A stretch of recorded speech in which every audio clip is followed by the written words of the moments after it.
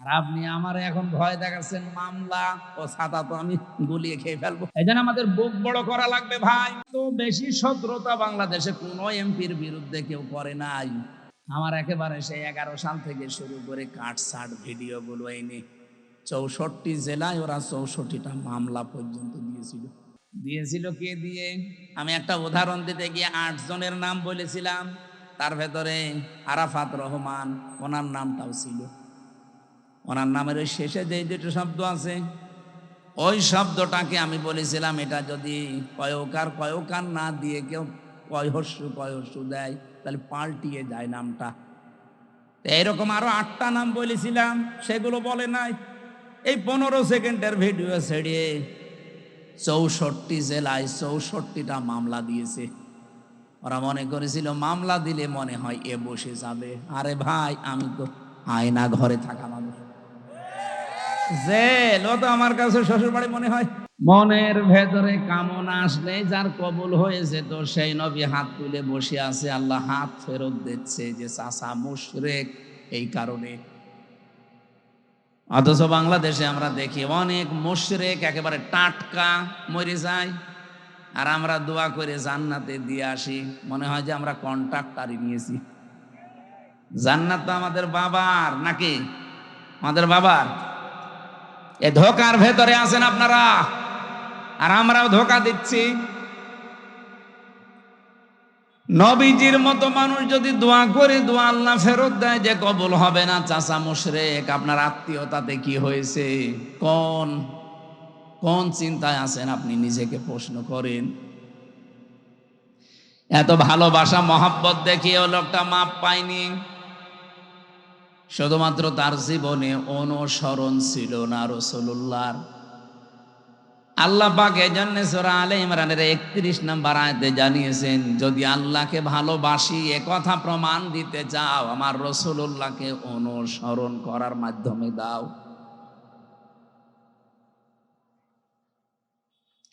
ইউহিব্বুকুমুল্লাহ, 1 নম্বরে আমি আল্লাহ নিজেই তোমাদেরকে তাহলে ভালোবাসা আরম্ভ করছি এবং করেছি না।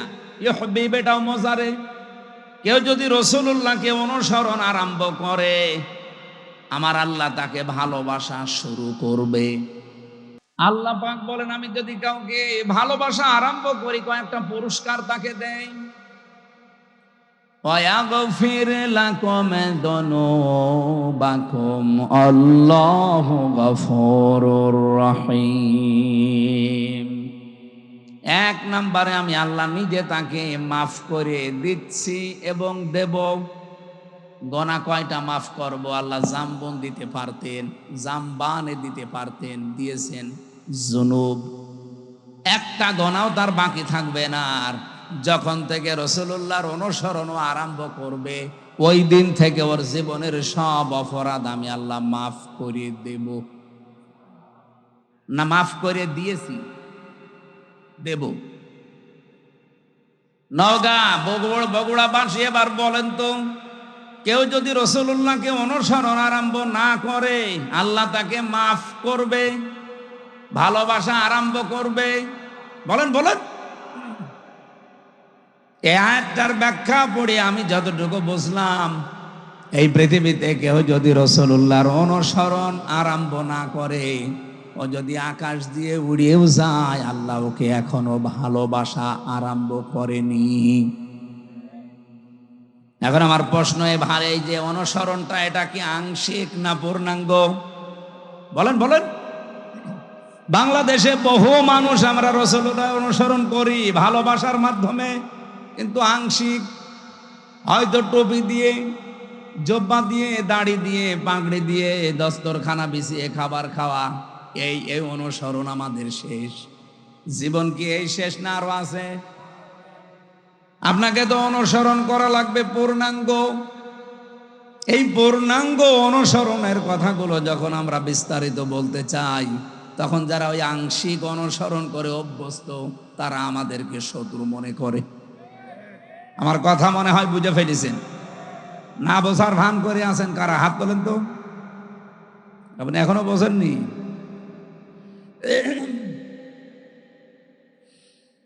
বগুড়াবাসী, এখান থেকে আজকে সিদ্ধান্ত নিয়ে যাবেন, জীবন আর কয়দিন আছি আমি রাসূলুল্লাহর অনুসরণ আর আংশিক করতে চাই না।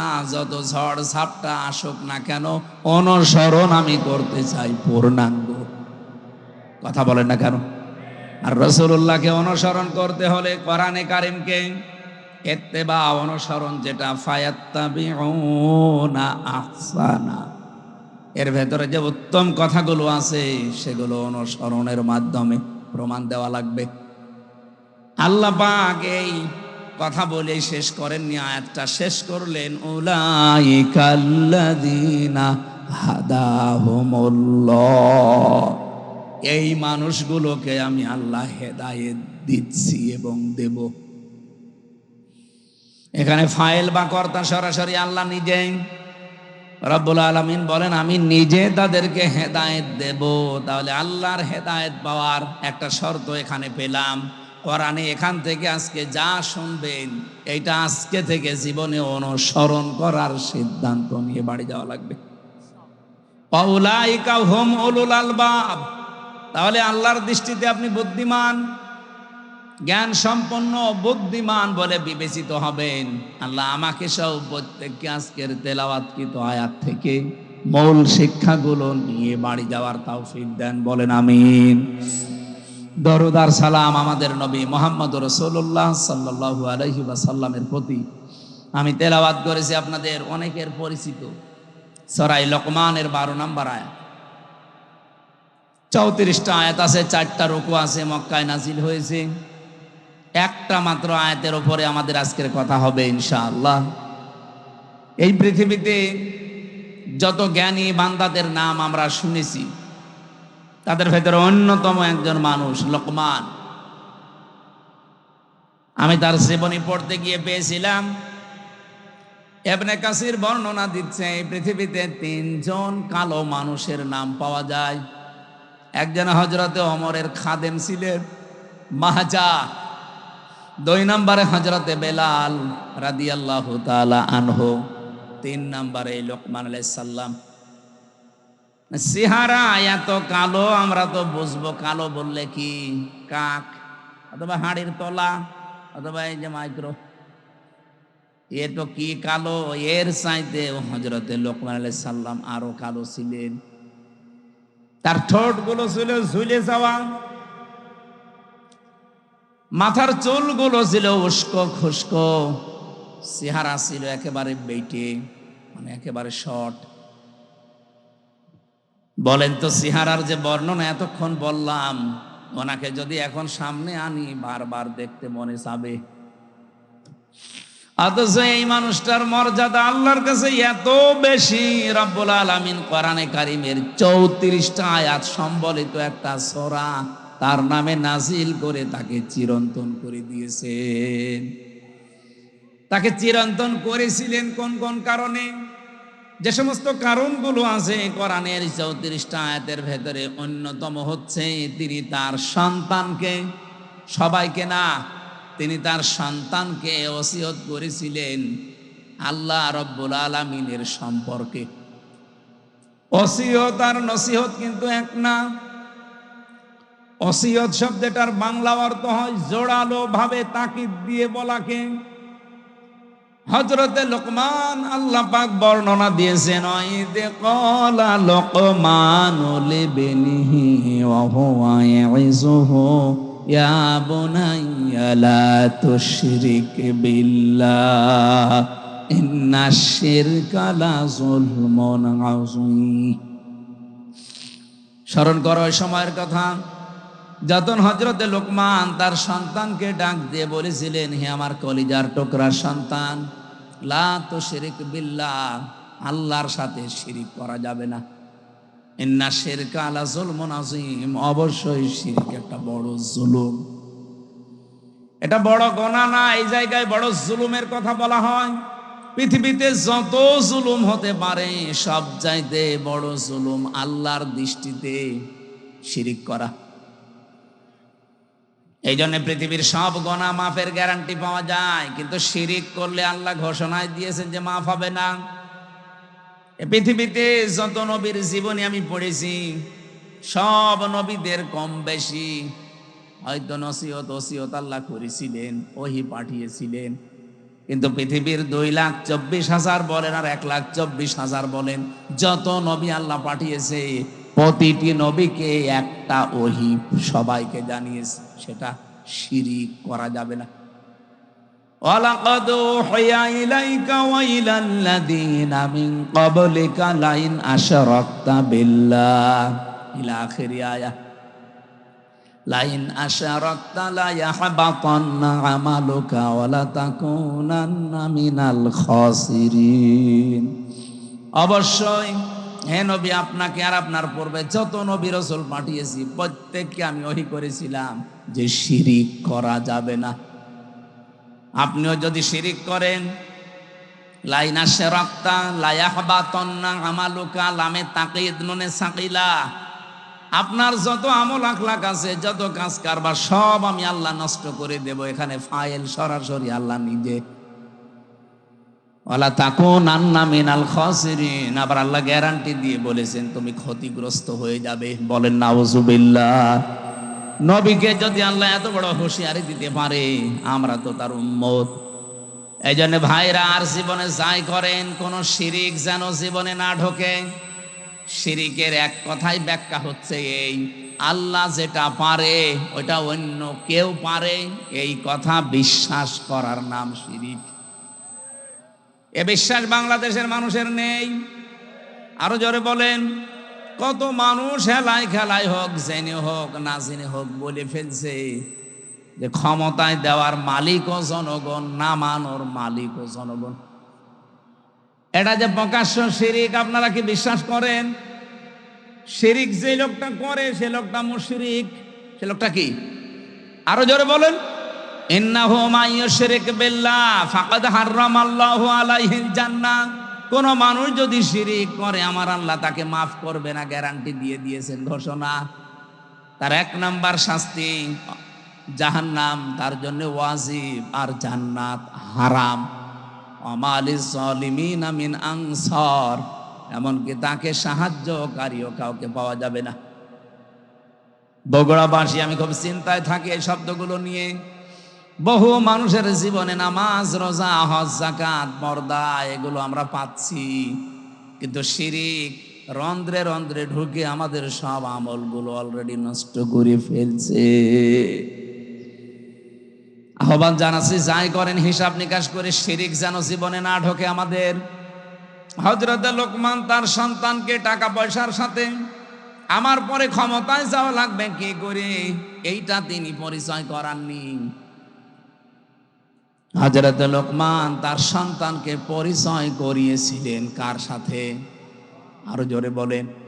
রব্বুল আলামিন এই উপদেশ বাণীতে, এই ওসিয়তে এত খুশি হয়েছেন, এই ওয়াজটা শোনার পর রব্বুল আলামিন এবার শুধুমাত্র হযরত লোকমানের ছেলেকে না, কিয়ামত পর্যন্ত যত সন্তান দুনিয়ায় আসবে সব সন্তানের জন্য আল্লাহ নিজে এবার ওসিয়ত করলেন, ওয়াসাইনাল ইনসানা বিওয়ালিদাইহি হামালাতুহু উম্মুহু ওয়াহনান আলা ওয়াহান।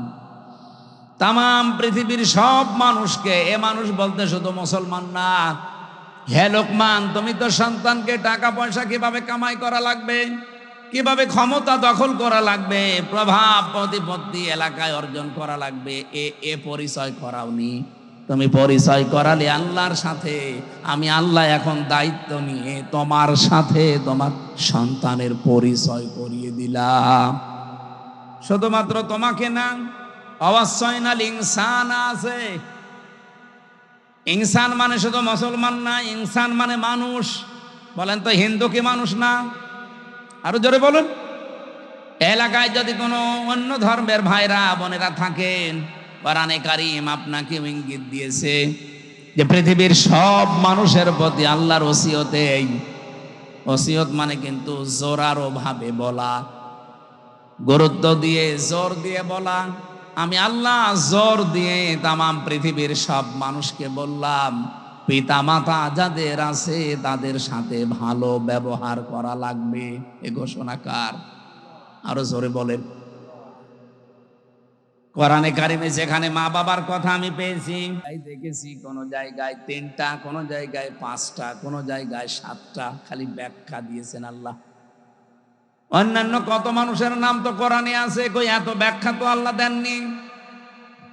এত বেশি ব্যাখ্যা আমার বাবার নামে আল্লাহ নিজে দিয়েছেন। রব্বুল আলামিন ব্যাখ্যা দিতে দিতে এমন সুন্দর সুন্দর শব্দগুলো চয়ন করলেন কোরআনে। أخفض لهما جناح الذل من الرحمة وقل رب ارحمهما كما ربياني صغيرا। বলেন আল্লাহু আকবার। আল্লাহ বলেন অখফিজ। অখফিজ শব্দের শাব্দিক অর্থ হচ্ছে ডাউন করা, এরপরে ফল করে দেওয়া। শুধু ডাউন করার নাম অখফিজ না, ডাউন করার পরে ফল করে দাও। জানা হাত ধরলে, জানাহুন মানে ডানা, জিল্লুন মানে নম্রতা বা ছায়া, দুইটা অর্থই হয়। তোমার যে ছায়া আছে ডানার, এটা শুধুমাত্র ডাউন করবা না, ফল করে দিবা। আমি আয়াতটা পড়ার পর একবার চিন্তা করেছিলাম, আল্লাহ পাক কেন ডানার কথা দিলেন? কোন মানুষের তো দুনিয়ায় ডানা হয় না, ডানা হয় পাখির। কার? আমাদের কি ডানা আছে?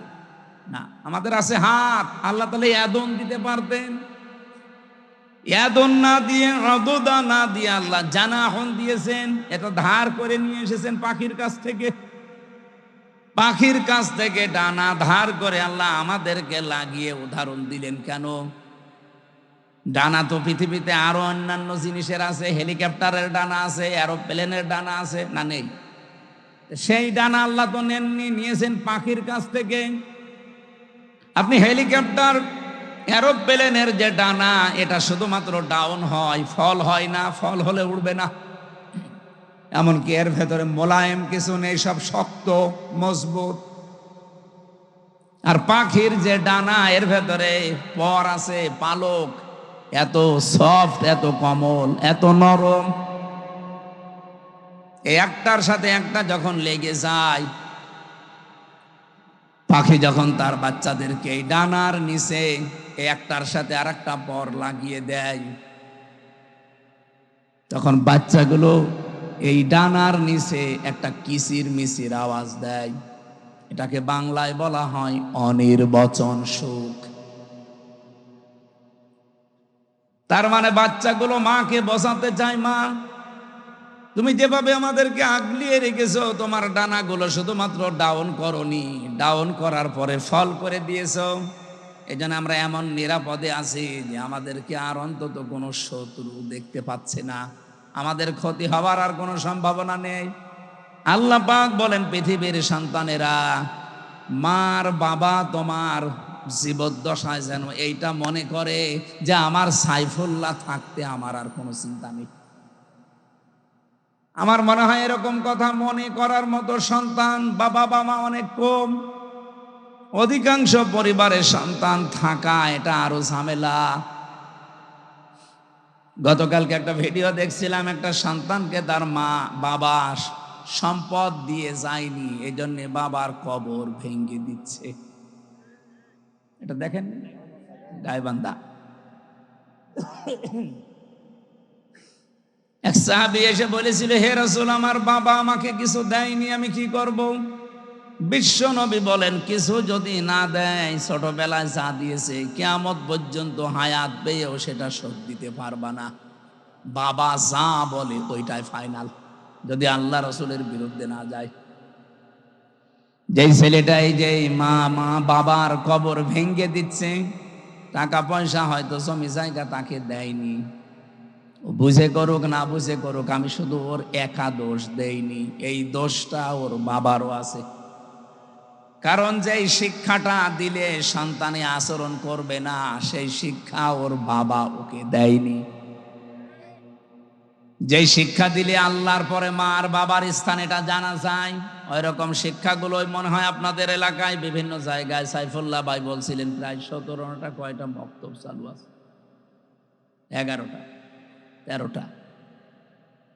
এইরকম সন্তানগুলো যে সমস্ত এলাকায় আছে, এই 13টা 15টা 20টা করে যদি সব উদ্যোগ নিয়ে নিয়ে যে শিক্ষা পেলে আপনার কবর ভাঙবে না, আরো কবরের পাশে দাঁড়িয়ে দোয়া করবে, এইরকম আব্দুল হাই সাইফুল্লাহর মতো সন্তান আমরা তৈরি করতে চাই। আল্লাহ পাক প্রতিটি জেলায় প্রতিটি এলাকায় এরকম মানুষ যেন তৈরি করে দেন, বলেন আমিন। আমার ভাইরা, আমার কথা ছিল হযরত লোকমান তার সন্তানকে পরিচয় করিয়েছেন শুধুমাত্র আল্লাহর সাথে। আমার আল্লাহ বলেন, আমি দায়িত্ব নিয়ে তামাম দুনিয়ার সব সন্তানকে পরিচয় করালাম তার মা আর বাবার সাথে। এমন একটা সুন্দর উদাহরণ আল্লাহ কোরআনে সেট করলেন। তোমার মা বাবা যদি পৃথিবীর সব কিছু তোমাকে ছেড়ে দিতে বলে, নবীজি বলেন মা আর বাবার জন্য সব কিছু ছেড়ে দেওয়া তোমার জন্য ফরজ, যদি ওটা জায়েজ হয়। এখানে একটা মাসলা আছে, যেহেতু আলেমরা বসে আছেন, মায়ের কথা শুনে কিন্তু স্ত্রীকে তালাক দেওয়া জায়েজ নেই। এত সম্মান যে মায়ের, এত সম্মান যে বাবার, আপনি মায়ের কথা মতো স্ত্রীকে তালাক দিতে পারবেন না, কিন্তু বাবার কথা মতো পারা যাবে।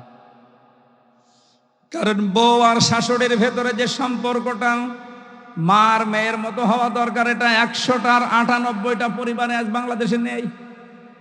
এই কথা বলে না কেন? এ ওর দোষ ধরে, ও এর দোষ ধরে। অথচ ওইটা যদি ওনার নিজের মেয়ে হতো কোনোদিন ওইভাবে ভুল ধরতো না, আর ওইটা যদি ওর নিজের মা হতো কোনোদিন দোষ ধরতো না। আল্লাহ ভালো জানে যে দুইজনের ভেতরে মিল হয় না, হচ্ছে না। এই জন্য মায়ের কথা মতো হুট করে আপনি বউ তালাক দিতে পারবেন না। বাবার কথা মতো যদি ওটা জায়েজ পর্যায়ে যায়, তাহলে বউ বাদ দেওয়া জায়েজ আছে। আমার ভাইরা, আমি একটা বাস্তব কথা বলছি। আজ বাংলাদেশের আমার যতটুকু ধারণা আমি দেখি এবং শুনি, এদেশের আজ 100টা পরিবারের 90টা পরিবারে শান্তি নেই, শুধুমাত্র বউ আর শাশুড়ির এই ছোট মনের কারণে। আমরা আহ্বান জানাবো, মেয়েরা যারা এসেছেন, আপনাদের মনটা আপনারা উদার করবেন। কয়দিন থাকবেন এই দুনিয়াতে? এই ছোট্ট দুনিয়ার ফেরেবে পড়ে যদি বিশাল আখেরাত আপনি পরিবারেই নষ্ট করে ফেলেন, আপনার মতো কি বলবো আহাম্মক আর কেউ নেই। প্রত্যেককে আহ্বান জানাচ্ছি, নিজের মায়ের মতো মনে করে চলেন। নিজের মাও তো কত দোষ করে, ভুল করে, আপনি সবই সহ্য করে নেন, মাফ করে দেন। নিজের মেয়েও তো কত ভুল করে, না জানলে শিখিয়ে দেন। শাশুড়িগুলো যদি এই পর্যায়ে তৈরি হয়, আর পুত্রবধূগুলো যদি মেয়ের মতো তৈরি হয়, বাংলাদেশের পরিবারে স্বামীদের হাড়ের রোগ হবে না। বিয়ে করেনি তো হাসতেছে, বিয়ে করলে টের পেল। বিয়ে যারা করে না, ওরা এই ঔষধ এখনো পায়নি। আমি তো যতটুকু দেখছি, হাজারো পরিবারে আজ আমরা পুরুষ মানুষ যারা হাড়ের রোগী, এই বউ আর শাশুড়ির এই ছোট মনের কারণে। এই এলাকায় মনে হয় এরকম মহিলা নেই। সম্মানিত মা বোনেরা, শুধু নামাজ পড়া, রোজা রাখার, কালো বোরকা পরা ইবাদত না, শাশুড়ির সাথে মায়ের মতো আচরণ করাও ইবাদত। পুত্রবধূর সাথে নিজের মেয়ের মতো আচরণ করাও এটা ইবাদত। আপনি কিন্তু জালেম হয়ে মরবেন। এই শাশুড়ি যারা কিছু হলেই শুধু ছেলের কানে কানে তুলে দেয়, এটা তাল লাগায়, এর কারণে ছেলেটারও তার বউকে দেখতে পারে না, পরিবারে অশান্তি হয়, মেয়েটা অশান্তিতে থাকে। এই শাশুড়ি এরকম মন যাদের আছে, এরকম আচরণ যারা করেন, আপনি কিন্তু জালেম হয়ে মরবেন। এরকম শাশুড়ি কার বাড়িতে আছে একটু হাত তোলেন দেখি। এই এলাকায় তো ভালো মানুষ সব, দেখালাম তো, দেখলাম অনেক ভালো এলাকা।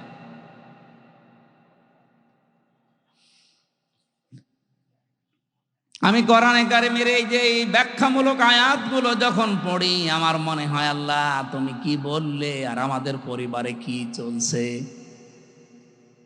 মায়ের কষ্টের কথাগুলো আল্লাহ আয়াতের পরবর্তীতে তুলে ধরেছেন। হামালাতুহুম ওয়াহানান আলা ওয়াহনি ওয়া ফিসালুহু ফি আমাইনি আনিশকুর লি ওয়া লিওয়ালিদাইকা ইলাইয়াল মাসির।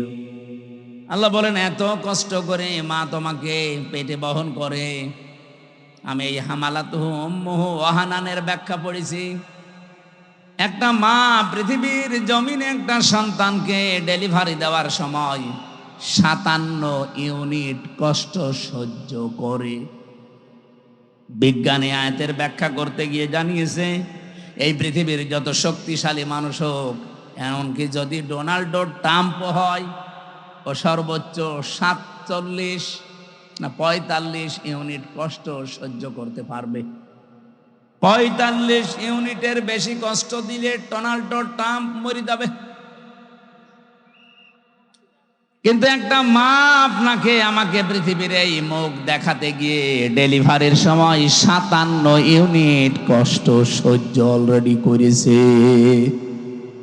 এই কষ্ট সহ্য করার সময় সে সিদ্ধান্ত নিয়ে ফেলেছিল যে এই পৃথিবীতে যদি এই আমির হামজা, এ গোলাম রব্বানী, এ আকরাম এ সুন্দরভাবে খালাস হয়ে যায়, তাহলে জীবনে আর স্বামীর কাছে যাব না। কিন্তু আমির হামজা যখন দুনিয়ায় আসে, আকরাম যখন দুনিয়ায় এসে যায়, আকরামের হামজার চেহারা দেখার পরে এই যে কষ্টটা 10 মাস 10 দিনের ডেলিভারির, আল্লাহ বলেন সব আমি মুছে ফেলে দেই।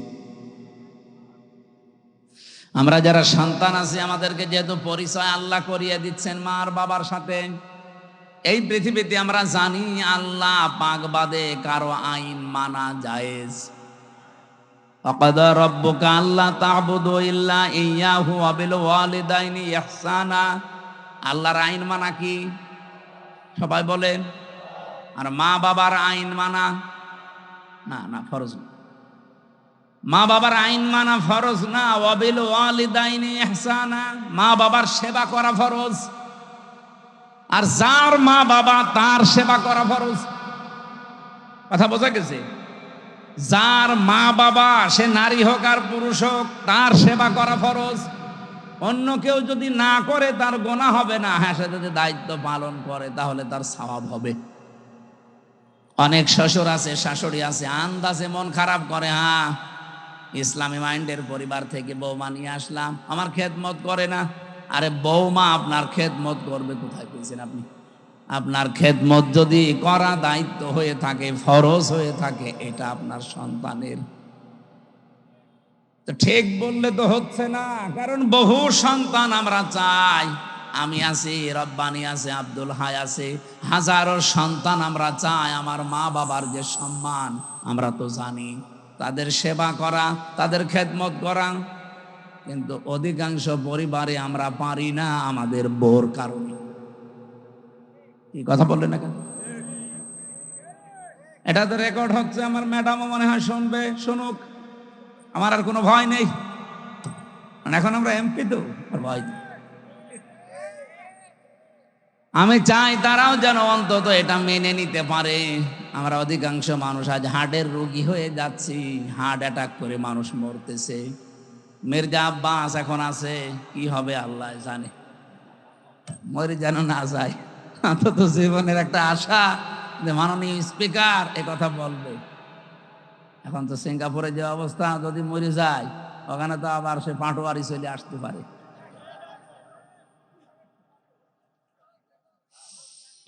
বগুড়াবাসী, এবার আমি যে কথা তুলতে চেয়েছিলাম, আমার 8টা পয়েন্টের উপর আজকে আলোচনা আমি নোট করেছি। রব্বুল আলামিন যে 3জন কালো মানুষের নাম বললাম তাফসিরে, এটা মারিফুল কোরআনে পাবেন। এই 3জন কালো মানুষের ভেতরে হযরতে লোকমান একজন। আল্লাহ পাক বলেন, আমি আল্লাহ তার মর্যাদা এত বেশি বাড়িয়েছি কেন জানো? ওয়ালাকাদ আতাইনা লোকমানাল হিকমাতা, অবশ্যই আমি লোকমানকে জ্ঞান দিয়েছিলাম, হিকমা দিয়েছিলাম, আর তাকে এই কথা বলে দিয়েছিলাম, আনিশকুরলি ওয়া মা ইয়াশকুর ফাইন্নামা ইয়াশকুরু লিনাফসি। আনিশকুর লিল্লাহ, যে আমি আল্লাহর শুকরিয়া আদায় করো, কৃতজ্ঞ হও। যে ব্যক্তি আল্লাহর শুকরিয়া আদায় করে সে যেন নিজের জন্যই করে। ওমান কাফারা ফাইন্নাল্লাহা গনিয়্যুন হামিদ।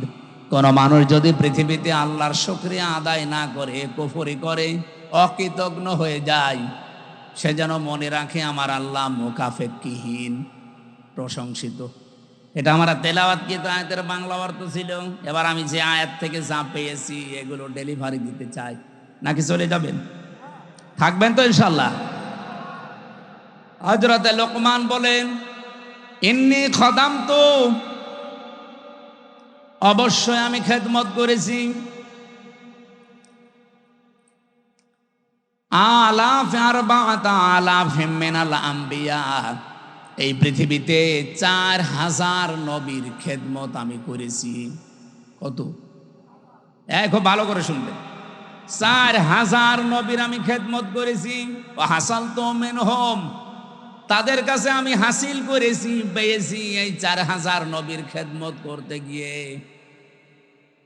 সামানিয়াতা আশিয়া, 8টা জিনিস আমি তাদের কাছে পেয়েছি। তাহলে আজকের যে ওয়াজটা, এটা 1টা 2টা 3টা নবীর না, 4000 নবীর খেদমত করে তাদের কাছে হাসিল করা জিনিস। হযরত লোকমান বলেন, আমি 4000 নবীর খেদমত করেছি, তাদের কাছে যা যা পেয়েছি তার মধ্যে 8টা জিনিস আমার কাছে অন্যতম। 8টা জিনিস আমি চাই পৃথিবী যতদিন থাকবে মানুষেরা এই 8টা জিনিস যেন অর্জন করে। বলেন সুবহানাল্লাহ। আমি আপনাদেরকে, আমি সহ প্রত্যেকে যেন অর্জন করতে পারি।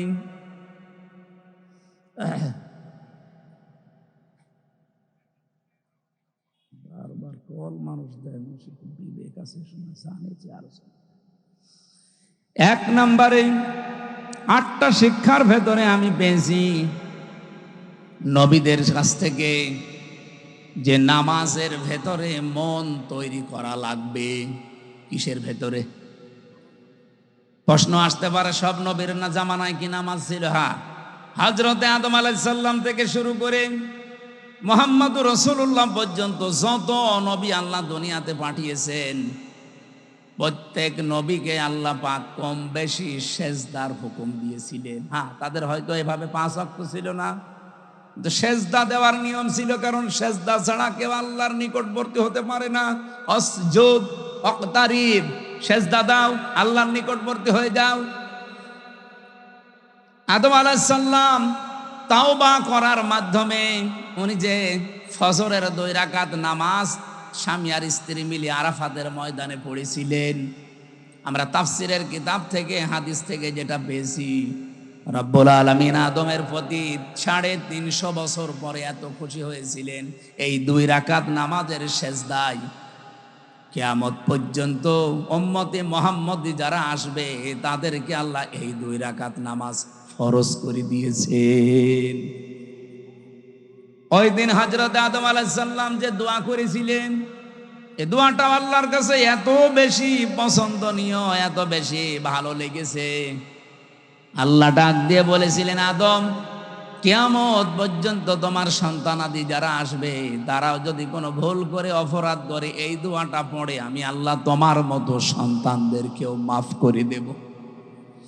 আদমের সন্তান আমরা যারা জবান খুলে পড়েন, রব্বানা যালামনা আনফুসানা ওয়া ইল্লাম তাগফির লানা ওয়া তারহামনা লানাকুনান্না মিনাল খাসিরিন।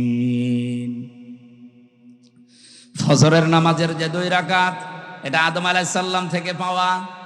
জোহরের নামাজের যে 4 রাকাত, হযরত ইব্রাহিম আলাইহিস সালাম থেকে পাওয়া। আসরের নামাজের যে 4 রাকাত, হযরত উসাইর আলাইহিস সালাম থেকে পাওয়া। মাগরিবের নামাজ যে 3 রাকাত, হযরত আইয়ুব আলাইহিস সালাম থেকে পাওয়া। এশার নামাজ যে 4 রাকাত, এটা হযরত আয়েশার কারণে স্পেশাল ভাবে আল্লাহ মুহাম্মদুর রাসূলুল্লাহকে দিয়েছে। রব্বুল আলামিন বলেন, হযরতে লোকমান, তাকে আমি আল্লাহ জ্ঞান দিয়েছিলাম, হিকমা দান করেছিলাম। এ জ্ঞান পাওয়ার পরে তার প্রথম কাজ হয়েছে সে শুকরিয়া আদায় করেছে আল্লাহর।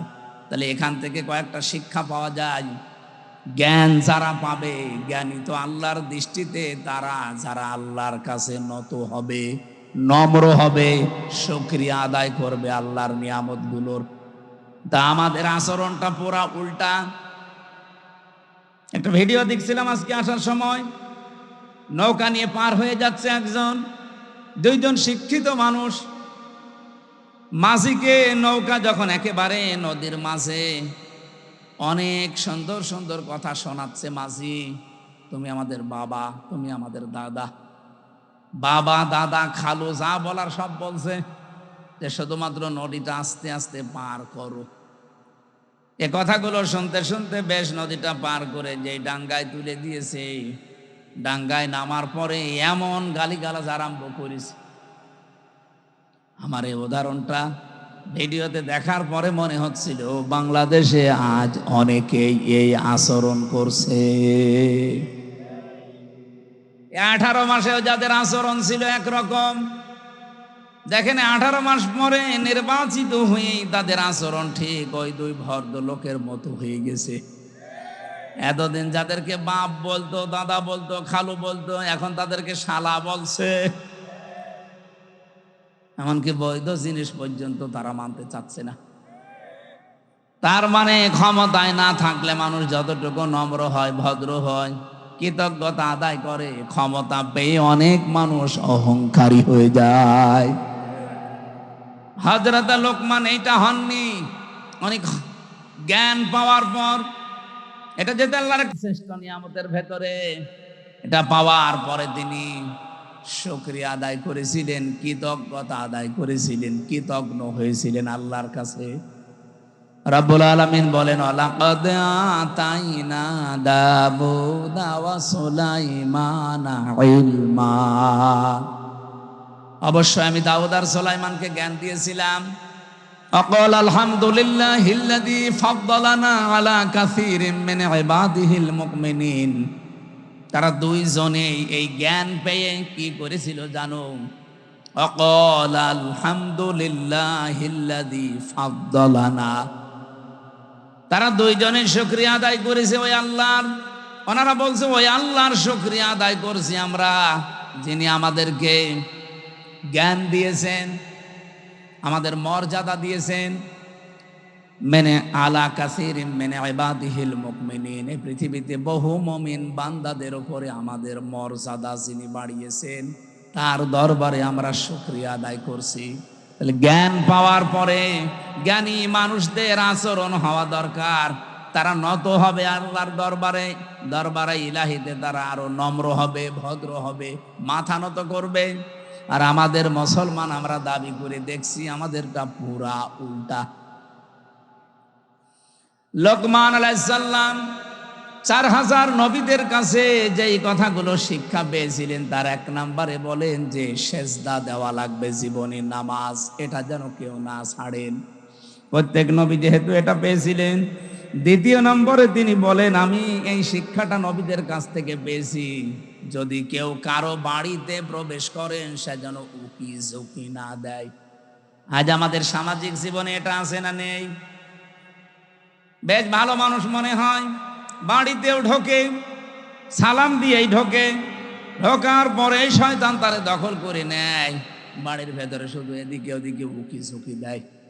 উনি বলেন 4000 নবীর খেদমত করে আমি এইটা পেয়েছি যে কারো বাড়িতে ঢুকলে উকি ঝুঁকি দেওয়া যাবে। কথা বুঝেছেন? অনেক মানুষ চালাকি করে, আমি দেখি বাড়িতে, বাড়ির বাইরে দাঁড়িয়ে সালাম দেয়, আসসালামু আলাইকুম। এটা দেওয়ার পরে জিজ্ঞাসা করে, করতে করতে বাড়ির ভেতরে প্রবেশ করে সব দেখা শেষ। না, এই চালাকি করা যাবে না, কোরআনের নিষেধ। ইয়া আইয়ুহাল্লাযীনা আমানু লা তাদখুলু বুয়ুতান গায়রা বুয়ুতিকুম হাত্তা তাস্তানিসু ওয়া তুসাল্লিমু আলা আহলিহা। রব্বুল আলামিন বলেন, হে নবী, ইমানদারদেরকে বলেন, নিজের ঘর হোক আর অন্যের ঘর হোক, সালাম দেওয়া অনুমতি ছাড়া কারো বাড়িতে যাওয়া এটা আমাদের আর সামাজিক জীবনে আছে। বলেন বলেন, এটা আল্লাহ যেন আমাদের মেনে চলার তৌফিক দেন, বলেন আমিন। এটা অনেকেই হেলায় খেলায় নষ্ট করে, আমলটা করতে চায় না। না, এটা কোনো অনেক গুরুত্বপূর্ণ বিষয়। কোরআনে আল্লাহ যেহেতু দিয়েছেন, বহু মানুষ এই ছোট্ট আমলটার ভেতরে, এরপরে আমি কিছু আয়াতের ব্যাখ্যা পড়ে তাফসিরে দেখেছি, আজ যারা নিজেদের স্ত্রীকে প্রথম 1 বছর 1.5 বছর 2 বছর ভালো লাগে, কিন্তু এরপরেই দেখি সংসার আর টেকে না, নিজের বউর চাইতে অন্যের বউ দেখলেই কেমন যেন ভালো লাগে। এরকম মানুষ দেশে নেই? আপনি আছেন এরকম? এই রোগ দেশে আছে না নেই বলেন তো? প্রথম কিন্তু ভালোই লাগে। কালকেও একটা বিচার এসেছিল আমার কাছে, প্রায় রাত 10:30 পর্যন্ত এটার বিচার আমি করেছি। একজন মাওলানা, আমি নাম নিলাম না, উনি এসে ওনার স্ত্রী সহ 2 জনই এসেছেন। স্ত্রীর অভিযোগ হচ্ছে যে এমপি সাহেব, এ স্বামী আমারে প্রথম বিয়ের 3 মাস 4 মাস 6 মাস 1 বছর খুব ভালোবেসেছে, কিন্তু এখন যেন আমার দিকে ওর আর মন নেই। মাওলানা আমারে আস্তে করে বলছে যে হ্যাঁ, আসলে তো কথা একেবারে মিথ্যা না, প্রথম প্রথম ভালোই লাগতো, কিন্তু এখন আমার অন্যের বউ দেখলেই ভালো লাগে, আমারটা আর ভালো লাগে না। বললাম এইটা একটা রোগ, এ রোগের ঔষধ আছে না নেই? বলেন বলেন। কুল্লিল মুমিনিনা ইয়াগুদ্দু মিন আবসারিহিম ওয়া ইয়াহফাযু ফুরুজাহুম যালিকা আযকা লাহুম ইলা আখিরি আয়াত। হে নবী, মুমিন পুরুষদেরকে বলেন তারা যদি এই 2টা ঔষধ খেতে পারে, 1 নম্বরে আপনি চক্ষুকে নিম্নগামী করবেন, 2 নম্বরে লজ্জা স্থানের হেফাজত করবেন। হ্যাঁ, বহু ডাক আসবে, বহু ষড়যন্ত্র চক্রান্ত শয়তান বিছিয়ে রাখবে।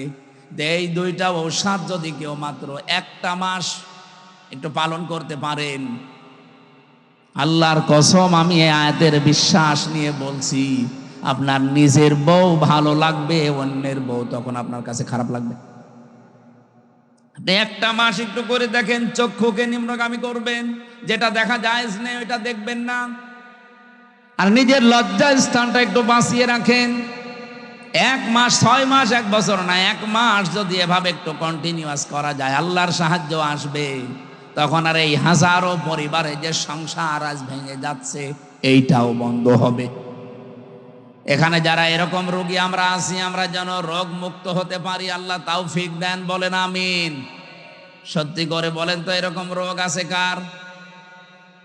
কোন এলাকায় ওয়াজ করতে আসলাম গো? এটা সব আল্লাহর ওলি। এরকম কোন রোগ তো এলাকায় নেই। এটা শুধু পুরুষের ক্ষেত্রে না, মেয়েদের ক্ষেত্রেও। আজ হাজারো পরিবারে খালি ডিভোর্স ডিভোর্স আর ডিভোর্স চলছে, এই একটা মাত্র কারণে, নিজের চোখের হেফাজত নেই। 2 নম্বরে লজ্জা স্থানের হেফাজত করে না।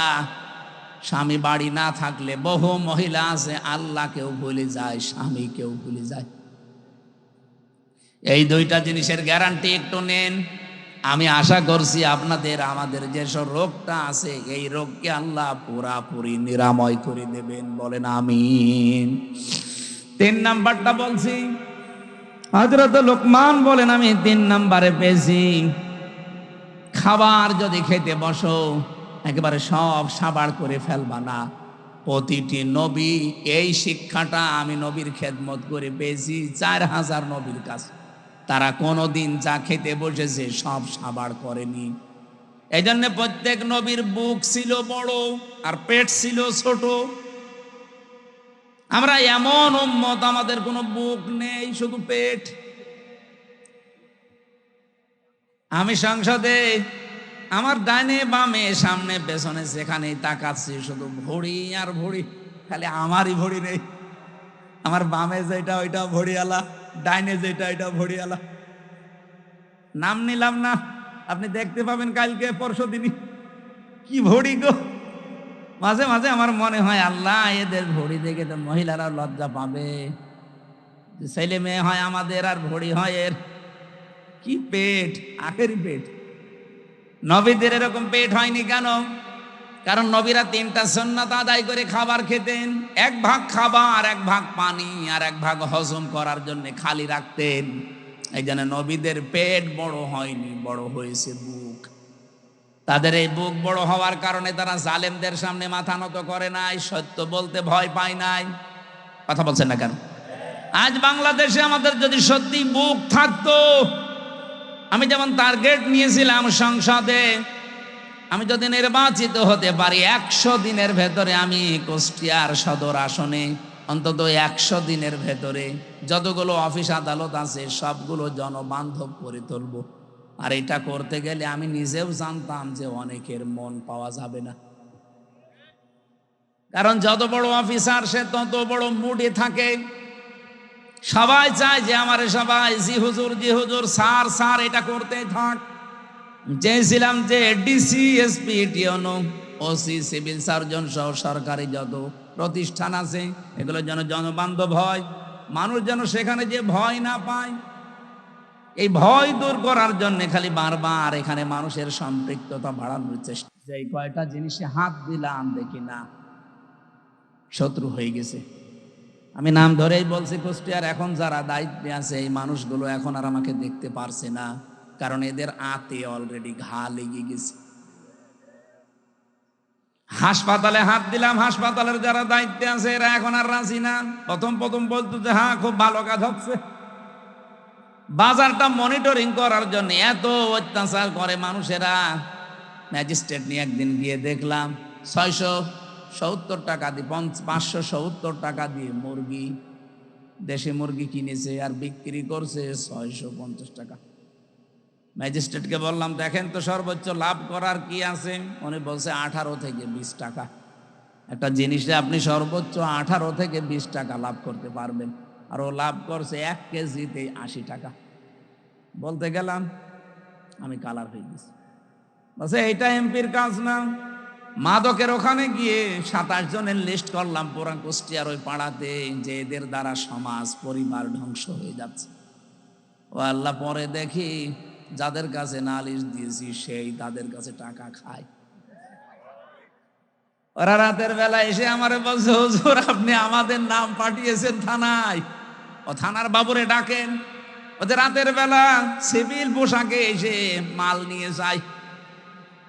আমি নালিশ দেবো কার কাছে? এখন তাদের কাছেও খারাপ যে হ্যাঁ এইটাও এমপির কাজ না। হাসপাতালে কাজ নেই, বাজারে কাজ নেই, মাদকে আমার কাজ নেই, আমার কাজ কোথায়? খালি বসে বসে জিকির করব। এই মানুষগুলো এখন শত্রু হয়ে যাচ্ছে। যে লোকটা একটু বন্ধু মতো ছিল সাবেক ডিসি, তারা অলরেডি শত্রুতা করে তাড়িয়ে দিয়েছে, কুষ্টিয়া থেকে বদলি করে দিয়েছে। এত বড় অপরাধ করার পরও কোনো অনুশোচনা তাদের নেই। এই মানুষগুলো বুক উঁচু করে মাইকের সামনে বলে আমাদের কথা শোনে না, এই জন্য তাকে আমরা বদলি করে দিয়েছি। লজ্জা। আমি ওই দিনই স্ট্যাটাস দিয়েছিলাম যে সৎ, যোগ্য এবং ভালো মানুষের কদর বাংলাদেশে নেই। যে যত বড় দুর্নীতিবাজ সে এই দেশের তত বড় হিরো। দেশের একেবারে 12টা বাজিয়ে দিচ্ছে যারা, তারাই নাকি এই দেশের এখন সর্বোচ্চ জায়গায়। আমার ভাইরা, আমি যে সিদ্ধান্ত নিয়েছিলাম এগুলো আমি পালন করবই, কারণ আমি কোরআনে কারিম থেকে এটা জানি, দুনিয়ার সবাই যদি আমার শত্রু হয়ে যায়, আমি যে বুক বড় করেছি, বুক মানে এই বড় বুক এইটার বলে না, এ বুকের ভেতরে আল্লাহ যে সৎ সাহস দিয়েছে, আমার কুষ্টিয়ার যারা দায়িত্বে আছে এরা কেন সারা পৃথিবী আমার বিরুদ্ধে চলে গেলেও ডন্ট কেয়ার, কিছু মনে করি না।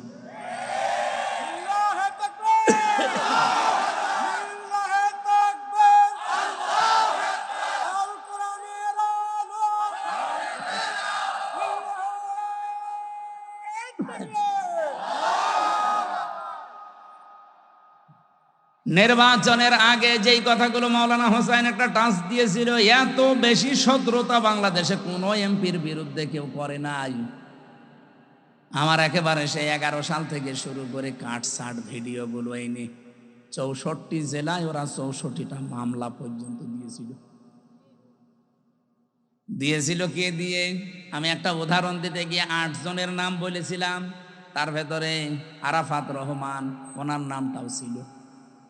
ওনার নামের ওই শেষে যে দুটো শব্দ আছে, ওই শব্দটাকে আমি বলেছিলাম এটা যদি কয়কার না দিয়ে কেউ কয়হস্যু দেয় তাহলে পাল্টিয়ে যায় নামটা।